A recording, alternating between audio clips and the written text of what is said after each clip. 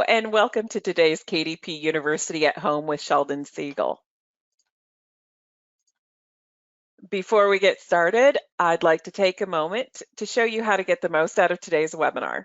You can send your questions about KDP to us by clicking on the question icon and typing in your question.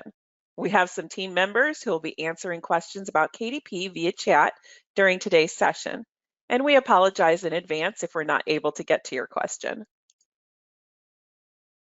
We've put together a downloadable companion, and you can access the companion by clicking on the page icon. And if you aren't able to see the icons, click on the ellipsis or 3 dots to gain access to them. We are recording today's session, and tomorrow we'll send out a follow-up email with the on-demand links to the event recording.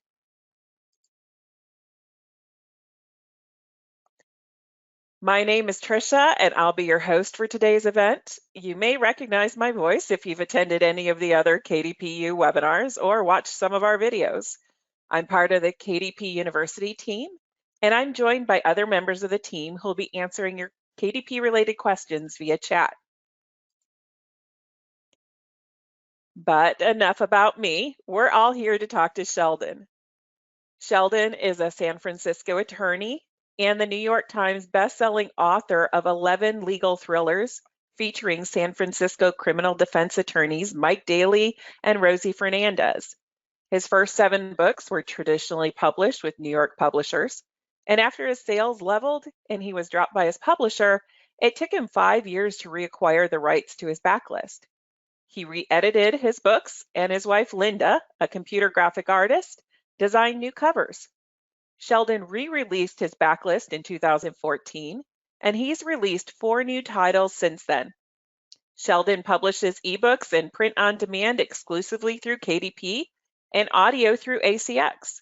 His advertising focuses on Amazon, a mailing list, and social media. Since going indie, Sheldon has sold more than 575,000 ebooks and had over 170 million Kindle Unlimited page reads, and made 7 figures. He has no plans to return to traditional publishing. Hi, good morning, Sheldon. Good morning. Hi, everybody.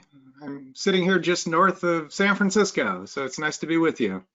All right. Well, thank you so much for taking time out of your schedule to meet with us. We really appreciate it. Oh, my pleasure. All right. So to get started this morning, let's talk a little bit more about some of your background. Can you tell me about when you knew that being an author was your calling? Yeah, it was something I'd wanted to do pretty much my entire life. You talk to a lot of authors and they'll say there's something hot wired in their system that says they'd like to write stories. And I can remember being in high school thinking someday I'm going to write a book. Wasn't sure what the book would be or what it would be about. But I grew up in the Chicago area. I went to college at the University of Illinois. I studied accounting. I went to law school out here at UC Berkeley, and I've been a corporate lawyer with big firms in San Francisco now for 37 years. Although I don't work full time anymore as a lawyer, I spend a lot more time writing. And around about 20 years ago, I decided, well, if I'm going to ever write the book that I'm never going to get around to writing, this would be a good time to do it. So I would encourage everybody to take advantage of your midlife crisis, and instead of buying a fancy car, start writing a novel. And so I started writing my first book called Special Circumstances on my commute on the ferry from Marin County down into San Francisco. And I finished it 3 years later and beat my goal of finishing my first novel 3 days before my 40th birthday. And that is the only novel I had ever written at that time. I don't have a drawer full of manuscripts and short stories, and I got very lucky, and that book ended up being published by a big publisher. And that was the start of everything. So, if you think you need special training, you don't. You should read a lot and write a lot and work on the craft of writing. I've written 11 books about murder trials, and in real life, I'm a corporate lawyer. I've never handled a criminal case. And, people say, well, you should write about what you know. And I am a lawyer, so I do write legal thrillers. But the Uh-huh. reality of it is good writers can write about almost anything. You don't have to be the president of the United States to write about what's going on in the White House every day. So Nice. that's how it all got started. And the 11th book came out last month. So we're going to keep Right. going. The Dreamer, right? The Dreamer. Yes. Oh, Yes. excellent. We'll talk about that in just a minute. But now you talked about the fact that you're a corporate lawyer, and one would assume as a corporate lawyer, that's probably why you chose your genre. Is that accurate, or is there a different reason that you chose to write in that genre? Well, my first book is about a murder in a big law firm, and I've worked in big law firms for a long time. I decided to write courtroom dramas, legal thrillers, because I like reading those books. Mhm. And at the time I started writing my first book, John Grisham was becoming very popular. Scott Turow had become very popular. Steve Martini, Richard North Patterson, a lot of the lawyers were starting to write books. And I would note that, John Grisham didn't invent the legal thriller. There's a book called Anatomy of a Murder, which was also made into a terrific movie.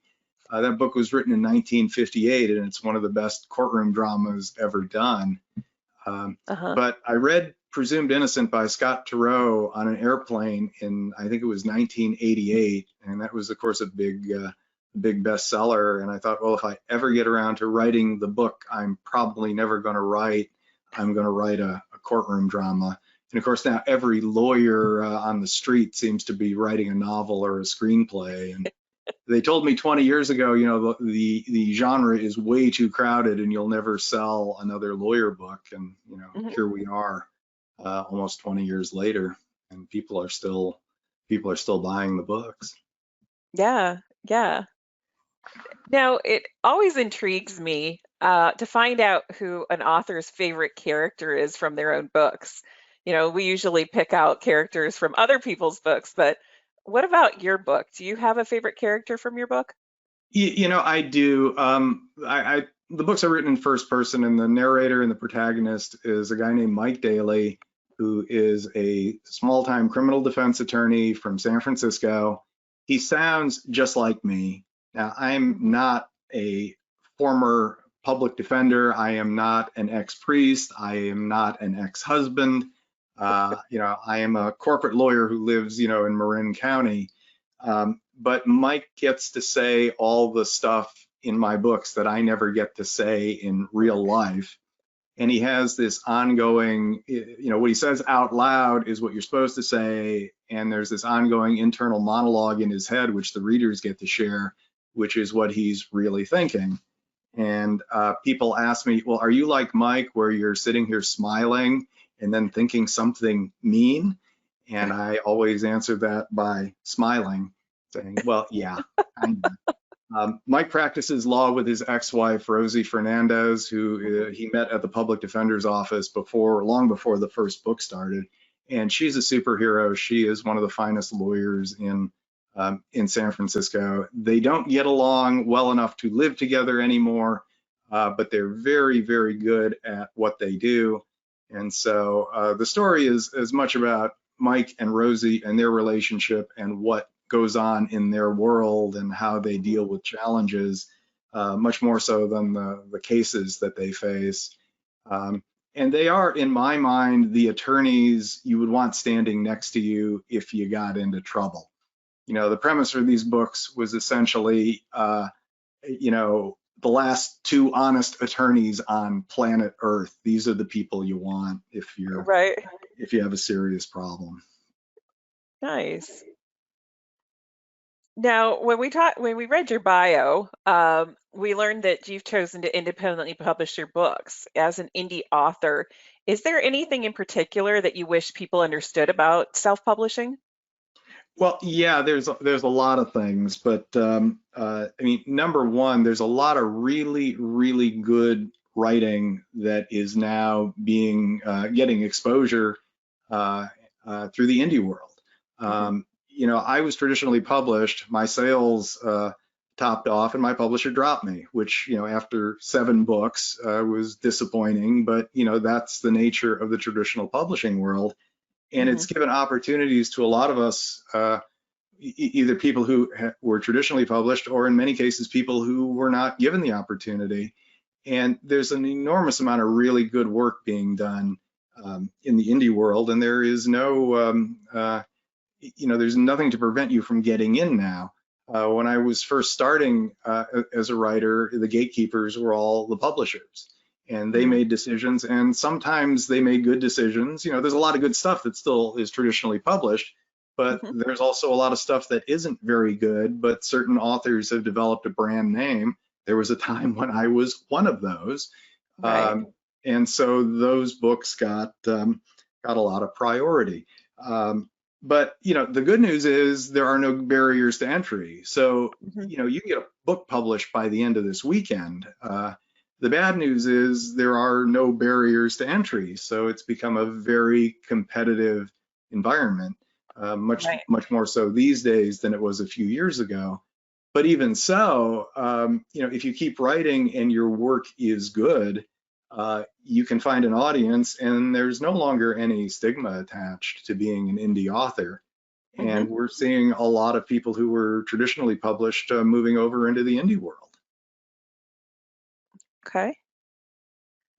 Now, you are a New York Times bestselling author. Can you talk a little bit about what it felt like when you hit the New York Times bestseller list?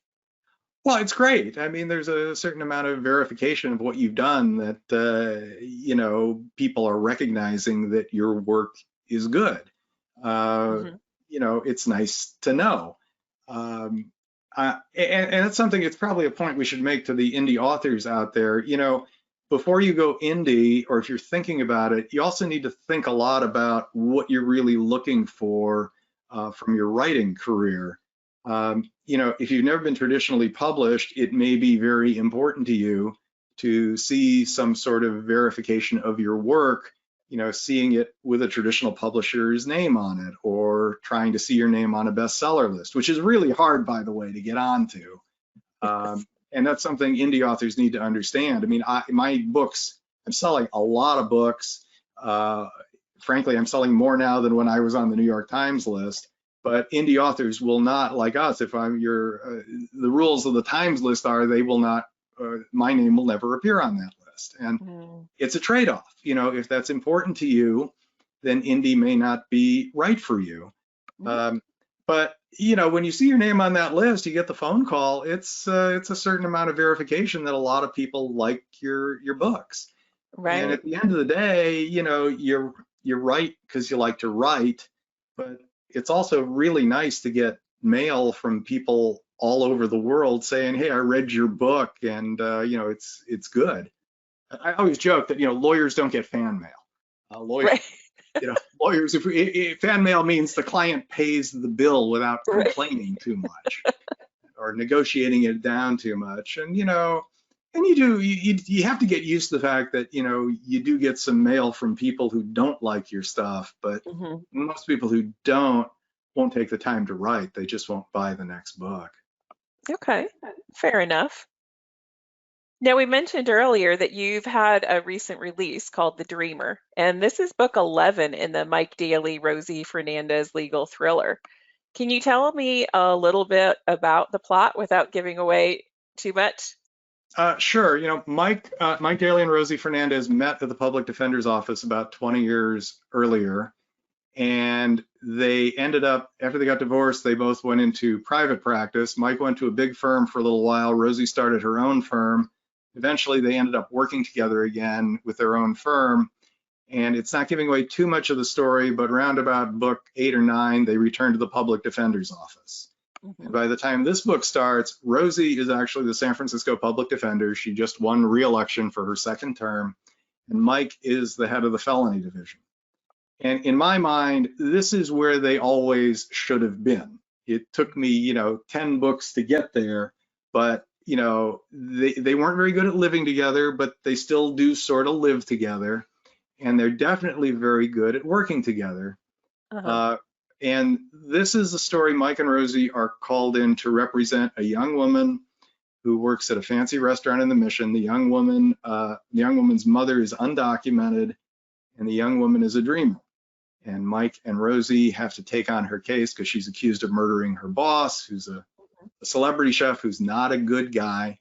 You'll notice in all of my books, the decedents are always bad guys, so that lots of suspects in the books can have reasons to want them dead. Right. The story at its heart, though, Rosie Fernandez, Rosie's mother and father came to the U.S. from Mexico, 50 years earlier. And it's really the story, and all of my books have a certain element of what was going on in Mike and Rosie's life at some point in the past and how they reconcile that. And this is really Rosie's story and the story of her family. And it's not giving too much away to say there are certain parallels between Rosie's family and the family of the young woman that they've been asked to represent in this book. Gotcha. I'm not going to say anything more. Okay. Well, given that this is number 11, do you ever feel like you're running out of material? It's funny. It's a good question. And every time somebody asks me that, the same thing happens, which is I get about halfway through whatever book I'm working on, and I come up with an idea for the next one.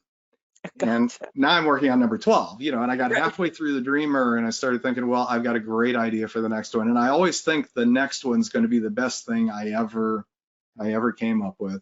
And so then I have to force myself to finish whatever I'm working on, before I turn to the new one. And invariably the new one it's fine. I mean, we're 11 books in now, but it isn't as brilliant as I had thought. It just happened to be an idea that I could work with. Uh-huh. And you constantly, by the way, you constantly need to lie to yourself when you're in the middle of writing a novel. When in the first draft, which I'm working on now, you keep telling yourself that it's all brilliant. I refer to it as being in genius mode. My friend John Lesquois coined that phrase, where in first drafts you're in genius mode, where you keep lying to yourself and you keep saying, hey, this is the greatest idea I've ever had. This writing it's Hemingway. This is just brilliant stuff. And then you get to the end, because all you're trying to do is get to the end of the first draft, and then you go into idiot mode, and you look at it and go, what idiot wrote this thing? Oh, no. By the seventh draft, it starts looking pretty good. Nice. Well, I'd love to say that that's like a unique story, but that's something that I hear frequently from authors, is that get about halfway through and then all of a sudden their creative juices start working on the next project, and it's a little bit difficult to kind of push through where you currently are. Well, that's absolutely right. And the hardest part of the books are not the beginning, because you think you've got this great hook for a story, and it's not the ending, which you think, that's the fun part where you're going to resolve everything, and you hope a clever and surprise way. The hardest part is the middle, and because you have to put in backstory, and you have to set things up for the ending. And I try to write from start to finish, because I try to save the ending. It's kind of my reward for slogging through 200 pages in the middle of a book. And a lot of people get to about the halfway point and they don't continue, and that's a big mistake. Gotcha. First drafts, by the way, if you're working on a first draft of a book, they're unreadable. Okay, I wouldn't show it to anybody. I'm lucky if the characters have the same name at the beginning of the book and the end of the book. And they're utterly unreadable. And then like the second draft is slightly less unreadable. And by the third or fourth draft, you got something that you can start to work with. And if you don't like to edit and rewrite, this probably isn't, it's probably not a good job for you, because that's what it's all about. And it's kind of like any other skill. You just keep playing with the words. It's like learning piano or something. You keep practicing and playing with it until the words line up in the right order. And they're never finished, by the way. The books, I hate looking back at my old stuff, because I want to re-edit them. Actually, when we got, and I don't mean to, go too far afield there, but when we got the rights back to all of my old books, the first thing I did was I re-edited all of those books Hmm. and got rid of some old references, payphones, fax Right. machines, because the early books were written around they started around 2000. Uh-huh. Uh, and the writing, you get better at it. At least you hope so. So, your writing gets better as you go. And for those of you who are on a first or second or third book, around about the third or fourth book, you really do start feeling much more that you kind of know what you're doing. Hmm. So which draft, about at what point do you hand it over to an editor? Because you said like the first draft, nobody sees that. Um, I get well. The rule here is I write 100 pages and show it to my wife Linda, Hmm. and she usually tells me, "Yeah, you can go ahead and finish the book." And then I get through an entire first draft, and then usually that takes about 6 months. And Okay. then a second draft that takes about 6 weeks. And by then it's not it's okay enough to show to Linda, and then I start showing it to a couple of people that I trust. Hmm. And that's real important too.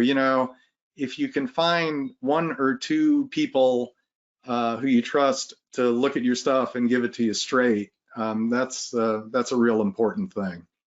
I do have an editor. I do have an editor who is a person that I used to work with at the law firm. She retired. She was a secretary. Her name is Jane Gorsey, and she's wonderful. And and at that point, I let her take a look at it, and she fixes a lot of stuff that I have to deal with.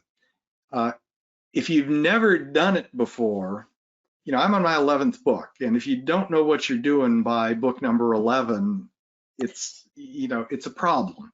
Right. But in the first couple of books in particular, I mean, I was lucky. My first 7 books were edited by, you know, traditional editors at big publishing houses. So those Mhm. books were vetted. Right. Um, and then when I got the rights back, I vetted them some more on my Right. own. But if you're just starting out, there are people out there who can edit, and it's probably that may be the best investment you can make is to find an editor uh, that can help you with that. And Mhm. there are budgetary constraints for a lot of people, and there are timing constraints, so it's not that easy. I also, when I was starting out, I also had gotten together with a group of about a half a dozen people. We had taken one class together at a bookstore here in the Bay Area. And so Mhm. we kept reading, we continued to read each other's stuff, for the first few years. And that was very helpful. And a Mhm. couple of the others have been published out of that group. But, Nice. book critique groups are great if they're helpful. If you have people who want to spend all of their time just talking about the rules of the critique group, Mhm.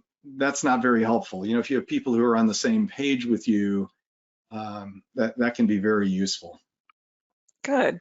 That's excellent advice, and I've heard that before as well. That's really good. Now, Here, as a successful, oh, I'm sorry, go ahead. forgive me for a sec because the Yeah. sun is coming through the blinds here, so my face. I'm gonna close these a little bit. Yep, I noticed that. Sorry. No, Oh that's wait, okay. now my That's headlight okay. is on It'll fire. adjust. Okay. Oh, that's better. Yep. There you go. The camera kind of is a smart camera, so it'll adjust eventually. Sorry. All right. No, you're fine. Absolutely. Now, as a successful author, you've had a lot of really great experiences, and some you just shared with us that'll be helpful to other authors. What advice would you give to a new or aspiring indie author who's considering KDP? Oh, I get asked that all the time, and it's actually a really good question. And we've done it every which way now. I mean, I've been traditionally published. I have been indie published. I've had big publishers. I did a couple of books with a smaller publisher. Hmm. Um, Number one is I would encourage people, particularly in genre fiction like I write, mainstream stuff. Right. Um, I would go exclusively with KDP. I would go exclusively with Amazon. We tried the other platforms. it's been all, it's been all trial and error for us for really the last 5 or 6 years. We've been, and things have changed, but we found that both the setup and the customer service and the support at KDP was much better than anybody else's. And to Thank be you. perfectly honest, we just sold a lot more books, a lot more copies going through Amazon. It's the big, it's the big player in the market. The other reason is there's been a big emphasis in the past few years on the KDP Kindle Unlimited program, the subscription service, which most people are probably familiar with, and that's a big chunk of our sales and revenues now. There's been a big emphasis on that. It's very popular. And if you're exclusively with Amazon, in addition to some other benefits, you can be in the KU program, and we found that's very, it's been very successful. Also, if you stay within the Amazon family, we do all the books in ebook, print on demand through Kindle, through KDP, and audio through ACX, and that's kind of where you want to be.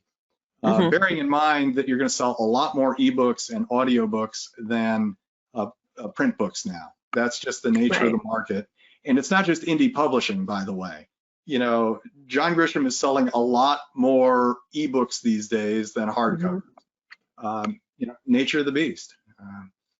Right. With the changing trends. Yeah. It is. That I would suggest that you go exclusively with KDP, but it doesn't work for everybody. That's true. I mean, we hear a mix from authors as far as either going wide or exclusive with KDP. Now, what marketing tactic has been most successful for you to reach and engage readers? Well, that's also something, you kind of, as a bare minimum, you need to have a website. It doesn't have to be a real fancy website, but people need to be able to reach you. It needs to at least have ways to contact you. You should have an Amazon author page. That's important. In the back of every book, at the end of every book, it should lead to your next book. It should invite the reader. There should be a link directly to your next book. Series, by the way, in our experience, sell better than non-series books. So, write fast and keep a continuing character, because people like to binge read the way they binge watch. But you do need you need a website. You need an Amazon page. You need a Facebook page. We do a mailing list. We used to use MailChimp. Now we use MailerLite. And it's, every reader, if you can engage with a reader personally, that's gold. They used to say, politicians used to say, you shake one hand and they'll go tell 10 of their friends to vote for you. And it's very much, personal marketing. I answer every email that I get. It doesn't take long, but if you can engage people that way, it makes a big difference. And I have people, I hear from every book. I name characters after some of my readers now.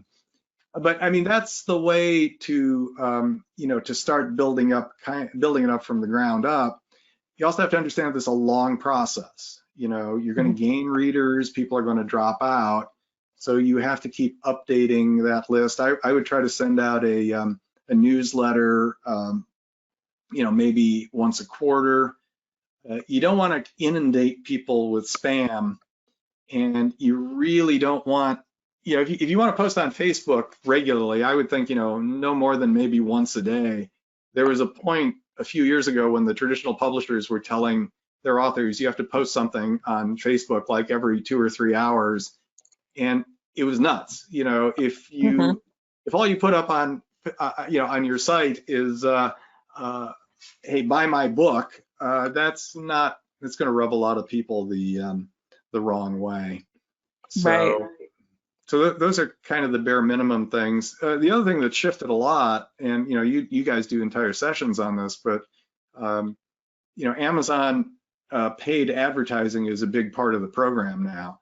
And that's really something that's changed in the last 2 or 3 years.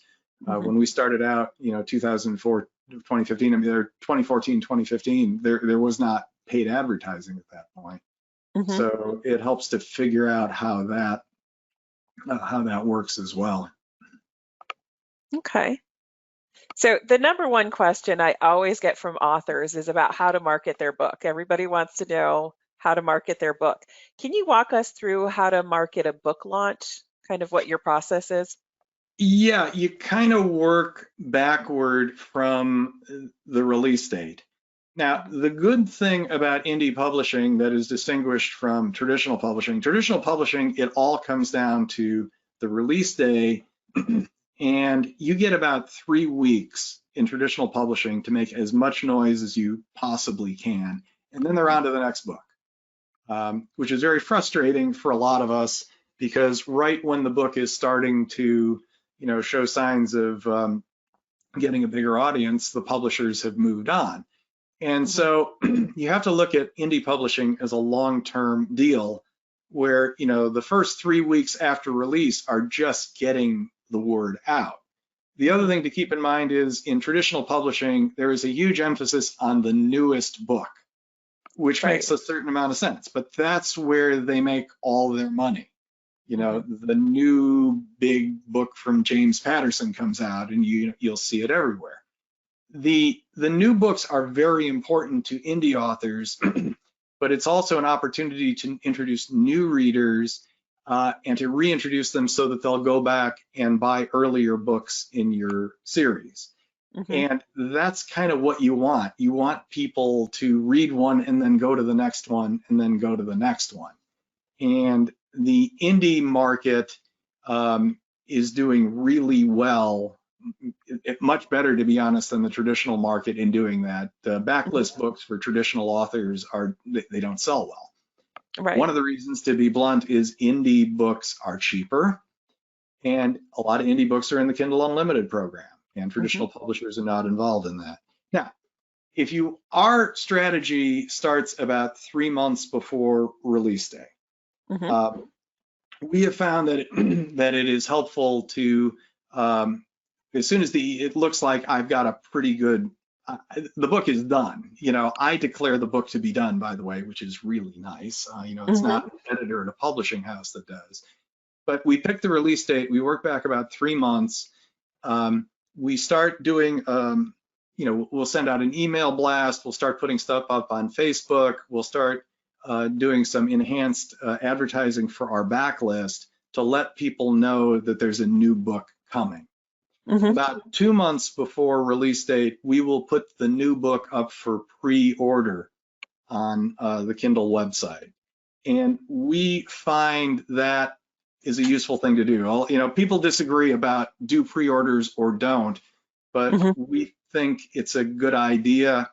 And the more pre-orders you can get, on release date, there's a big pop because the orders don't show up on your sales list in effect till release date. But then you can end up moving up in the Amazon rankings quite substantially, in and around the release date. And the goal, to be honest, in traditional publishing, you always wanted to get your book toward the front of the bookstore. You wanted the best.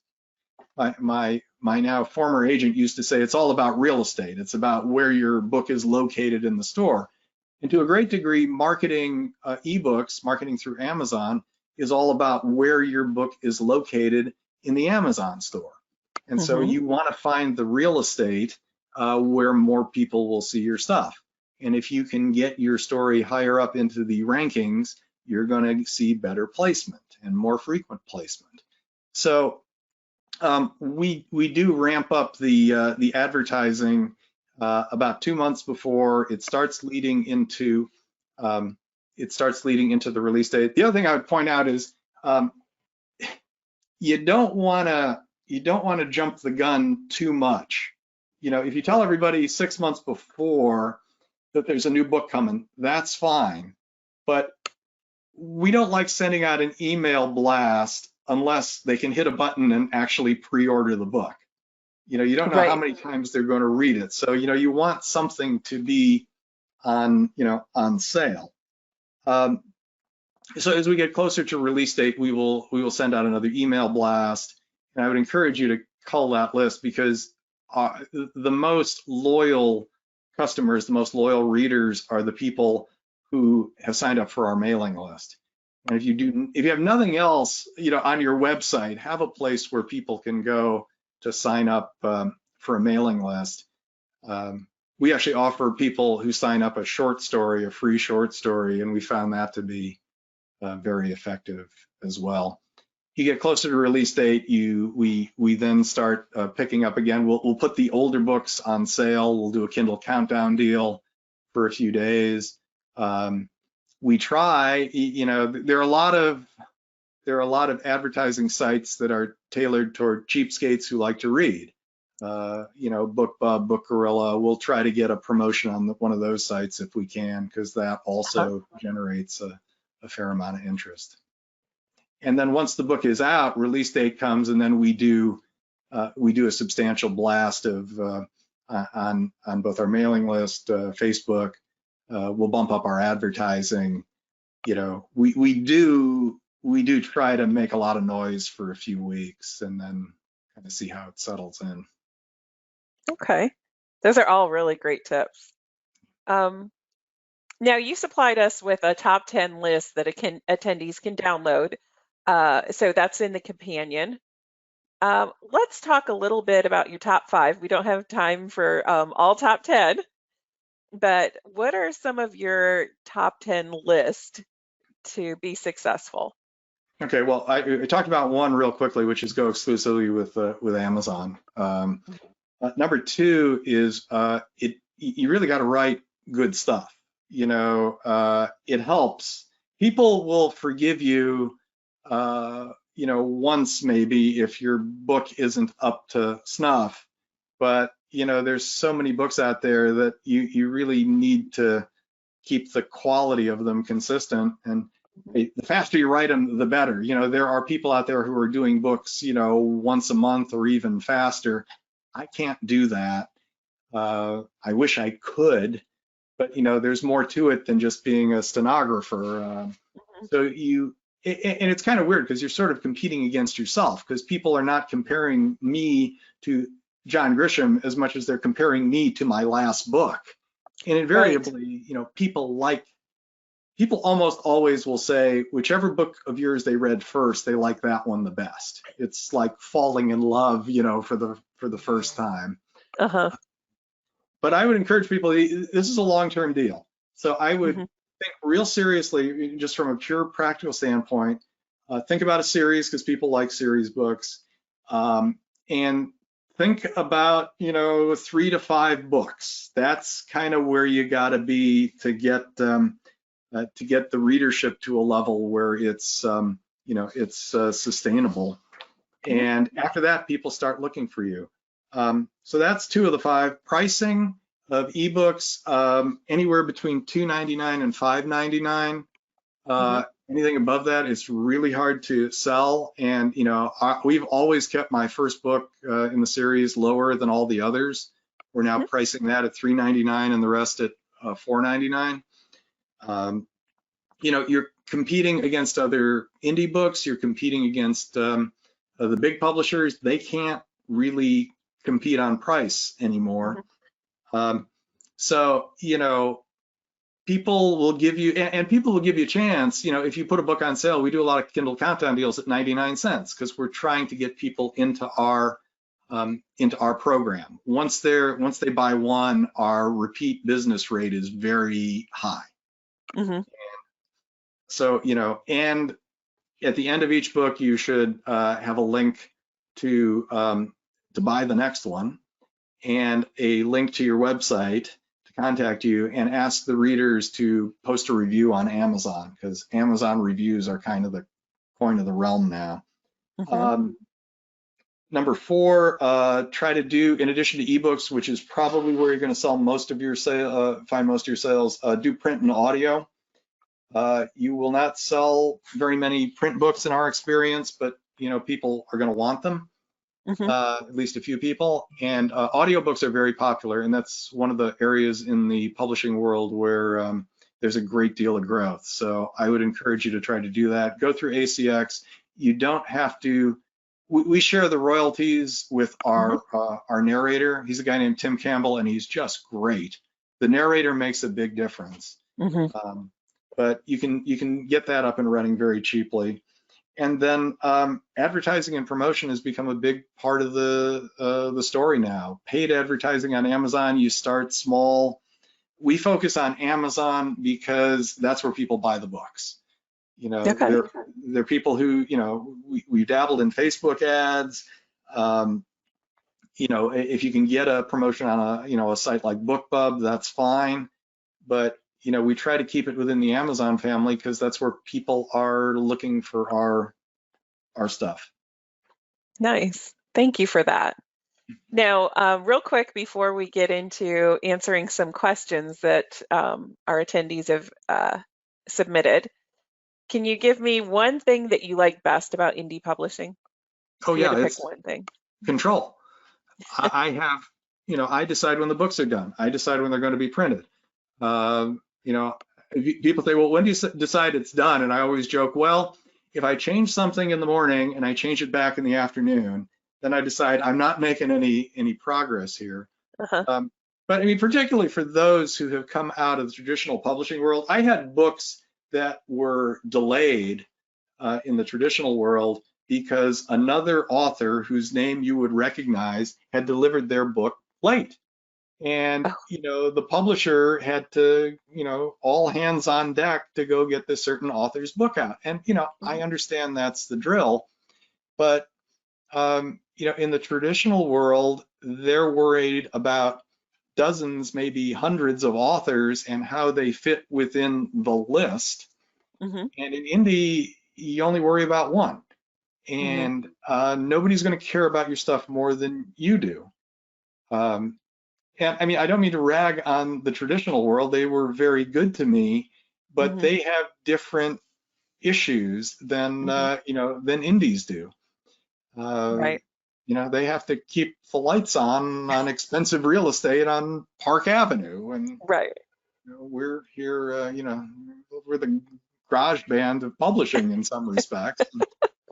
But, you know, I mean, the flip side of that is, you know, all the responsibilities on us. Right. So, you know, if you don't want to write, if you don't write the books don't get done. If you don't learn how to advertise, the books don't get advertised. And, you know, if you don't want to take the time to promote, you know, you're probably not going to get a big push that way. Not for everybody, you know. Right. Right. Absolutely. Well, I definitely appreciate that. Do you need to adjust the blinds? I was going to say, bear with me again. We were doing pretty well for a minute there. Hang on. We're going to try it the other. Oh, that's better. Give it a second. Yep. Coming back. There you How's go. that? Perfect. Okay. All right. So let's take some questions that were submitted by our attendees. So what is one thing that you learned not to do during your journey as an author? Number one, and I tell people this all the time and I don't always abide by it, is when you're in a first draft, just keep writing. Go all the way to the end. Don't spend a lot of time editing what you've just written. And by the same token, don't let, you know, trying to be perfect in chapter one get in the way of getting a workable draft done. You know, because I know a lot of people who've written, you know, who 20 years have been rewriting chapter one. Right. Just get the book started and, you know, and keep moving on. That's really good advice. Now, how do you protect rights on your publications? Do you file a copyright on each book? Do you copyright the content only or the book as a whole? Oh, okay. So here's the scoop, and you know, this is where I'm supposed to give the lawyerly caveat that, you know, I'm not giving anybody legal advice, but this is what I do, and it's a little, you don't. the rule about copyright in the US is you own the copyright when you have, when you put the writing into a fixed format. Hmm. So, if you write a shopping list, technically, you own the copyright on that. In an abundance of caution, I do submit the copyright form to the Copyright Office. Okay, Okay. it's easy. If you're smart enough to write a book, you are smart enough to fill out a 2-page fill in the blank form uh, and send it to the Copyright Office. They just raised the fee if you send them the physical copy from $85 to $125. Um, it isn't absolutely necessary, but I think it's a good idea. And what happens is you send it in, and then it sits around for about a year, and then a year later they send you this real fancy looking copyright certificate. And if you get a book or a movie or a TV deal, or people start inquiring about that, the first thing they're going to ask you is, can you send us the proof that you filed the copyright forms? Hmm. I'd also add, when we're on kind of legal issues, you don't have to apply for ebooks for an ISBN number, but we do that as well because I'm, a conservative lawyer type. So I do get ISBNs for separate ones for the ebook, the audio, and the print versions. Hmm. And for those of you who've never done that, there is a company called Bowker, Bowker, and you go on their website and you can buy these in bulk. And the more you buy, the cheaper it is. Hmm. You buy one, it's like $100. If you buy 10, it's like $300. And if you buy 100, it's like $575. And again, if you're smart enough to write a book, you're smart enough to figure out how to uh, acquire these numbers, and then you go back on the site and assign the numbers to the books that you write. And I would suggest that you do that. Hmm. That's it's kind of like, a social security number. It's the way people in the publishing world identify your book. That's good advice. Um, so you talked a little bit about the fact that, you get started and you write all the way through. Do you have kind of a ritual that you do every day as far as your writing goes? Yeah, I do. And writers are, we're notoriously creatures of habit. And it's a lot easier now because I don't work as a lawyer full time. I am, pretty much a full-time writer now. And it helps a whole lot if you can do a little bit every day, and if you can do it at the same time every day. It sounds really weird, but your mind, if you start working on the book at 8 o'clock every morning, around about 7:30, your brain starts thinking about it, Hmm. and so you're ready to go. And I get up early, around 5 or 5:30, spend an hour on the exercise bike, have a little breakfast, answer some emails, and then I try to write between 3 and 5 double-spaced pages of new material every day. And then I try to do some editing every day and try to plan out a little bit more of the book. And I try to do that like a real job 5 days a week. So it's 8 in the morning until, kind of late afternoon. Hmm. And it's also important to let it breathe a little. You can only some days I write 10 pages and it's horrible, but, at least it's something I can work with. And, 1 page of writing is better than 10 pages of outline, and 1 page of outline is better than 100 pages of ideas. Right. Everybody's got ideas, but it really comes down to putting it on the page. And I mean, I understand, people have jobs and kids Hmm. and a lot going on, and it's a whole lot easier now. When I started writing my first book, we have twin sons who were 3 years old, and it was chaos in the house, and I was working full time and trying to sneak a few hours on the ferry on a laptop to do it. So it's one of the great luxuries now that the kids are grown and I can do this pretty much full time. Nice. Nice. Um, this is an excellent question. What would you ask Amazon to change about their platform if you could change one thing? Oh, well, I mean, the platform's real user friendly, and I appreciate that. And since we've, been at this for about 6 or 7 years. I mean, we've also noticed how much, it's gotten better over the years in terms of being user Mhm. friendly. The one area that would be helpful is in the paid advertising platform. It's very difficult to figure out.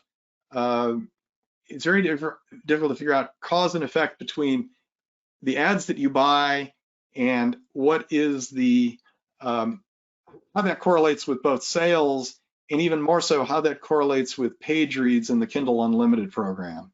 We're Mhm. kind of just guessing. Right. And that's the one area of reporting that would be, I think, very useful to us. Okay. That's a really good call out. Um, what's the best way to connect with other self-published authors or publishers for advice? Oh, well, I mean, a couple things. People will find you, Mhm. and as more. I mean, I'm pretty tapped into both the traditional and the indie world now. I was. I mean, indie authors should, if you're a crime writer like I am, you should join organizations like the Mystery Writers of America and Sisters in Crime and International Thriller Writers. They have great resources available, and it's good to have a community of writers you can call upon, with questions, and people help each other. People help each other market.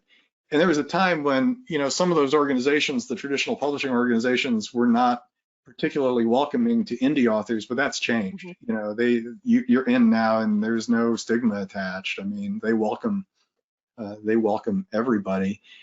In terms of the indie world, um, the two sort of big groups that we follow pretty closely. There's a fellow named Mark Dawson who lives in the UK, and he has a self-publishing platform. It's both a website. He does classes and Facebook stuff, and there's a lot of information there. And he did a session. He does live or he does web blogs that or webinars that you can follow weekly. There's also a Mhm. group run by a fellow named Craig Martell who lives up in Alaska called 20 Books to 50K, and they have a Facebook group, and it's a lot of really good information, very helpful, and everybody who's serious about indie publishing seems to be involved there. They do a big Mhm. conference in Las Vegas every year in November, which provided a lot of good information. It sells out like immediately, Right. but I would try to. They're easy to find and there's a lot of good help out there from those folks. Mhm. The other thing I would say, you'll get to meet other authors, and those events are good places to meet them. Uh, and if you can make 2 or 3 really good connections among other authors, it takes a little time, but it's worth the effort. Okay. I think we've got time for just one or two more questions. When you weren't successful, how did you stay motivated? Oh man, it's hard. It's really difficult because around 2010, I mean, I'd been dropped by my publisher, and I figured, okay, I had a nice run, and if indie publishing hadn't come along, I probably would not have continued on because there were no options.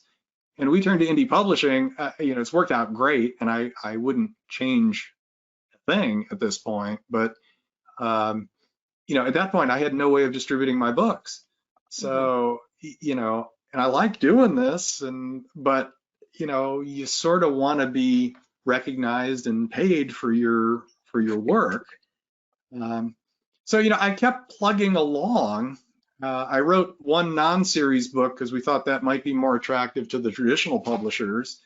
Um, and then we started getting the rights back. Hmm. And as KDP started to become more of a viable option, we started experimenting. If I could do it over, during that period from about 2008 when I finished the last book for the traditional publisher, and when we started up with uh, KDP, I wish I had written more. I Oh, wrote a couple more books, but there was time available there, and if I had, I would have more more inventory to sell. So Uh-huh. given the nature of the world, which is there are no barriers to entry anymore, and you want to be an indie author, keep writing. Mhm. Uh, Even on days, the hardest part about being a writer is there's some days when you just don't feel it. It's like everything else. You wake up with a headache and you're not in the mood to go do your pages. And those are the days where you have to do your pages. And even if the pages are terrible, you know, you gotta put them in. There's not much, there's a little inspiration to all of this, but the reality of it is the most important part of writing is parking your butt in the chair and doing it, and Mhm. reworking it every day. All right, one last question. Do you think that you can be an indie author without a social media presence in this day and age? Yes, but it sure helps if you can get a certain amount of presence out there. Hmm. Uh, Although, if you if you have a good website, if you have good books, uh, and you're pretty good with the Amazon advertising algorithm, I think that's actually more important in many respects than a lot of the social media. That's kind of hit Hmm. or miss, but um, it sure helps. Any way that you can interact with your readers, any personal connection, it doesn't have to be Hmm. hours a day. I allocate about an hour a day to answering emails and doing Facebook stuff, and but you know, the more of it you do, it probably enhances your chances of success. Okay. Well, with that, we're at time and we're going to wrap up today's event. And I want to thank you so much for taking time to visit us today. This has been a lot of really great information. Oh, thank you. It's nice to be with you. Okay. And for those of you joining us, just a reminder, you'll get an email tomorrow with the link to the recorded content. And as always, happy publishing.